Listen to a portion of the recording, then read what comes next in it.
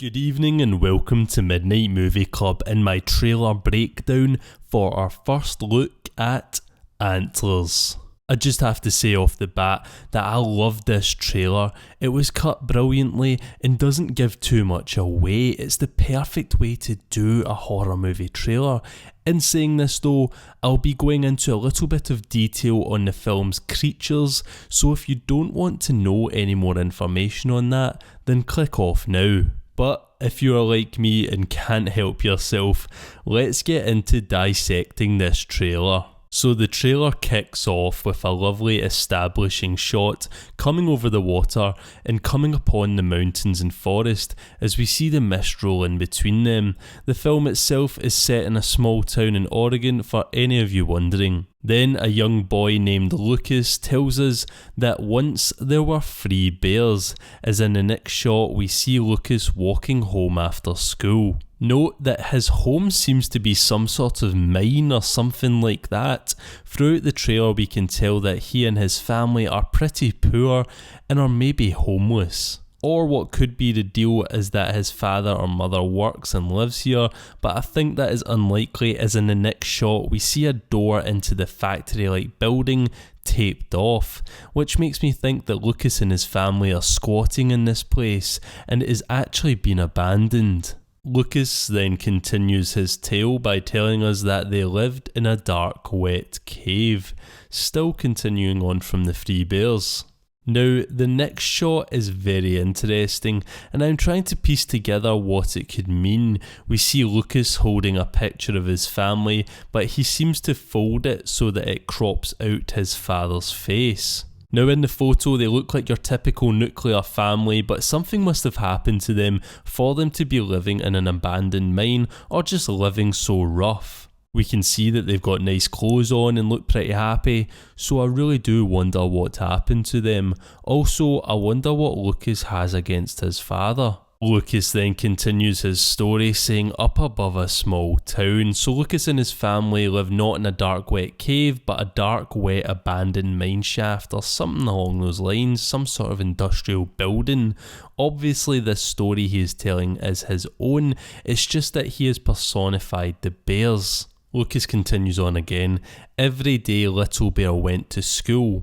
Obviously he is a little bear. We see him going about his routine, his walk there to school, and once at school being bullied by some kid who's holding what looks like a teddy bear's head in his face. Maybe it was Lucas's teddy and he's destroyed it. Prick. But then in the next shot we see Lucas laying traps of some sort, so he's trying his hand at hunting. This tells us that times have got so hard for him and his family. They have to live off the land, fend for themselves and get their own food. This theme of desperation and starvation is all leading to something, and it will clear some things up later. Lucas once again continues his story saying he would come home, talking about Little Bear again as we see him come home from school with a fresh catch from his hunt. Once he continues on reciting his routine saying, and eats dinner, and it's just here that I want to touch on the lighting as it looks fantastic and it gets even better throughout the trailer. They don't show too much, they keep just enough hidden, and it just looks great. Real dark, but highlights exactly what needs to be seen. Here we see Lucas with a polystyrene container, something you would get with a takeaway, and he's probably just using it as a plate for his dinner that he caught. We then transition over to Lucas's school where we see his teacher Julia Meadows, played by Kerry Russell, as she listens to Lucas's tale eagerly. By the look on her face we can see that she is thinking that this is not a story but Lucas's reality. We can also see on the chalkboards behind her storytelling along with myths and fables. Once again this ties into what we will get into near the end of the breakdown. I really like how they have turned this particular myth into the fable with the bears. As Lucas continues, we slow zoom into his teacher and the trailer intensifies. Like so many children's stories, there is a but. And Lucas says, but one day Little Bear came home and Big Bear and Baby Bear were different. I'm sure Big Bear will be his father, with Baby Bear being his younger sibling, so now we can piece together that something has happened to the mum. She may have died and the dad became unemployed afterwards and has gone off the rails, and this is why they are now living in these conditions, or something along those lines. Then once again another great shot with great lighting as we see a door with locks on it keeping something out, or in. Obviously Lucas has had to separate himself from someone or something where he lives. He tells us Big Bear got sick and his insides turned black. While he is saying this, we can see something moving through the keyhole and hear it banging about.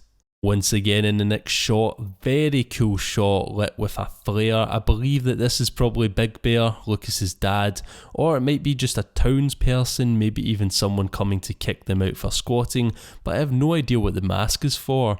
Maybe the building is known for asbestos or something like that, and that's why it was left abandoned. But I would like to think that this is Lucas's dad. As well, we get this person in this shot. He tells us Big Bear has become angrier. So his dad was probably angry before and that's why Lucas doesn't like him, but now with him getting sick and ill and changing, he is getting worse. Then we get a real cool shot of Julia Meadows, Lucas's teacher again, with a ripped up sketch, probably something Lucas has drawn during class. As she puts it together, we see a frightening white face with a gaping mouth and sharp teeth, with a little boy inside its jaws. I'm not sure if the kid in the picture is Lucas, or maybe his younger sibling, or even someone else, but here it looks like Lucas thinks someone is going to be eaten, or has already been eaten. Maybe he has witnessed this.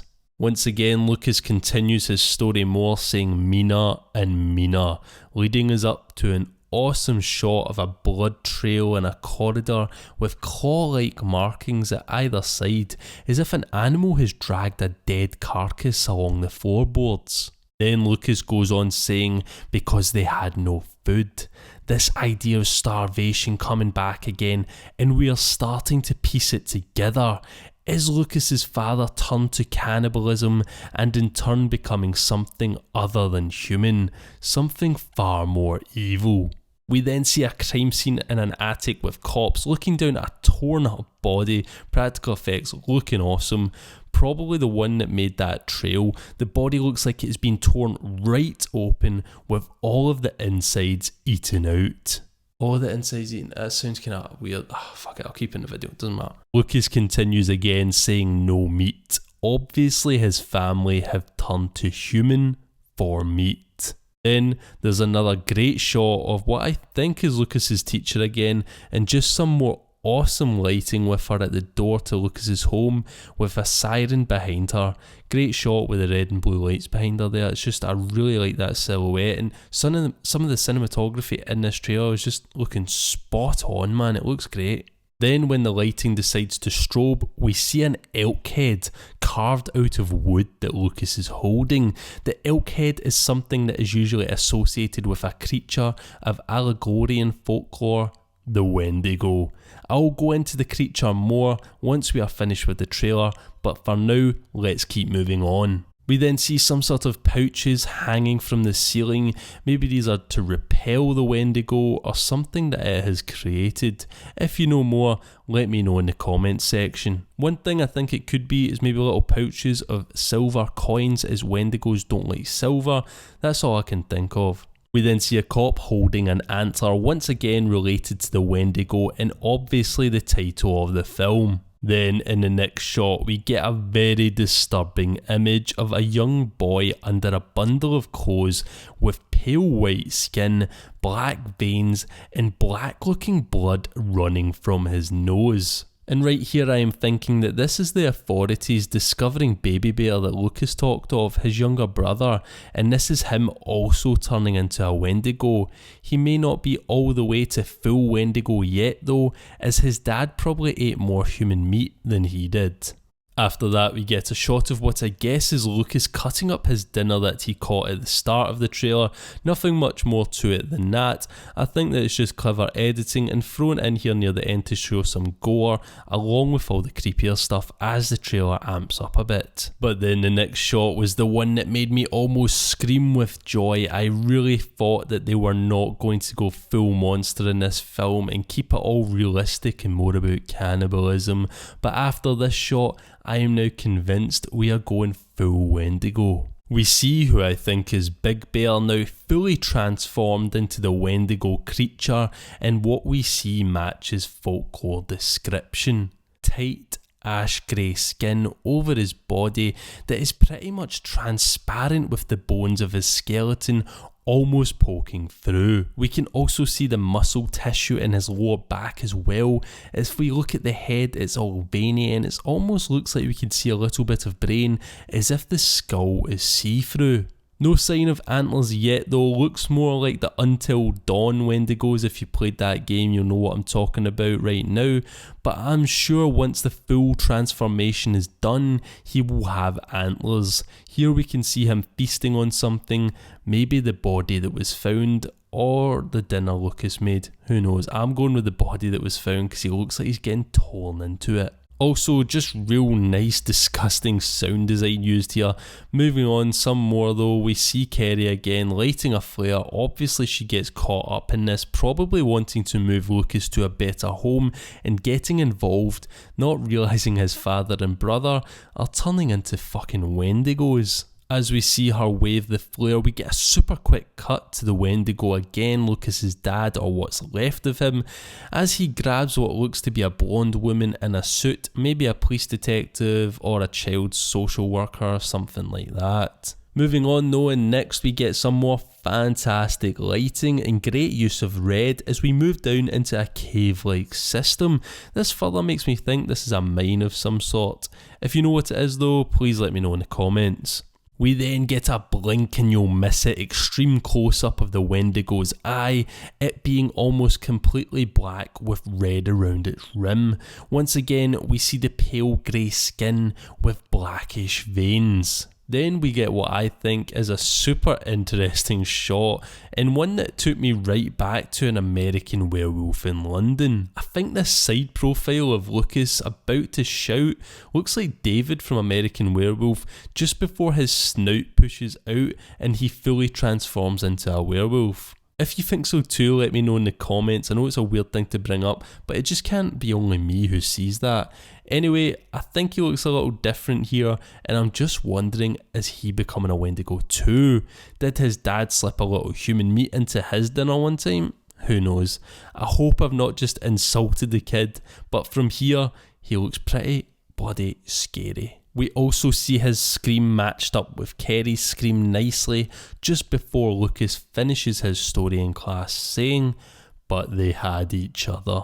Then, at the very end, with a blood-curdling growl, the Wendigo, with just enough hidden so it doesn't ruin it for us, is revealed. I believe this will be Lucas's dad once he is fully transformed. We can make out a face that looks as if it opens up from the chin, kind of like Predator's mandibles or the vampires from Blade 2. Also, the skin now looks solid black with streaks and veins of yellow, and there seems to be a red glow in his abdomen. If you look close enough as well with your brightness up, you can see the good old antlers. And there we have it, our first look at Antlers, and it looked fantastic. I'm really looking forward to this one. It looks like it has an awesome atmosphere with use of great lighting and sound design, and just great creature design too. That is to be expected whenever you do see Del Toro involved though, so fingers crossed this is a good one. I just hope though, and I really do hope that they don't do too much CGI on the Wendigo once it is fully transformed, and keep it mostly practical. If they are going to make it hyper, super fast though, like it has been in things say like Until Dawn, sorry I'm referencing that again, but that's just where I've seen the Wendigo most. If they're going to make it hyper fast like that, they may have to do a little CGI, but I'd be okay with that if it looks good. For those of you who are not familiar with the Wendigo myth, a Wendigo is a creature from Algonquian folklore. It is said to have desiccated skin pulled tightly over its bones, its flesh ash grey, its eyes sit deep in its sockets. It is also said to give off an odour of decay and decomposition. It is a symbol of gluttony, greed, death and corruption. Now, the description of the Wendigo differs from story to story, but one tells it as having the skull of a deer for a head placed onto a human body with antlers, with long and narrow arms and fingers, razor-sharp nails, lanky legs, hooves for feet, and blood-stained, large-cut, chomping teeth. As far as the origins of the Wendigo go, this is how it is. When one resorts to cannibalism, even if it is done out of order to survive, when a person consumes human flesh of another human being, he or she is believed to become overcome by evil spirits and transformed into the beastly creature known as the Wendigo. So this tale lines up exactly with what we see in the trailer, and I can't wait to get a glimpse of the creature once the film comes out. Ever since Until Dawn, sorry I'm bringing it up again, it's a great game, introduced me to the Wendigo. I was fascinated by it, and I find them much scarier than vampires or zombies. It's nice to see something fresh like this that hasn't been done to death, but if you know of any Wendigo movies I should watch, please drop them in the comment section down below. Anyway, that's enough from me. Let me know your thoughts in the comments section. If you enjoyed this video, give it a like, and if you haven't already, then subscribe to join the club. As always, thank you very much for watching, and good night.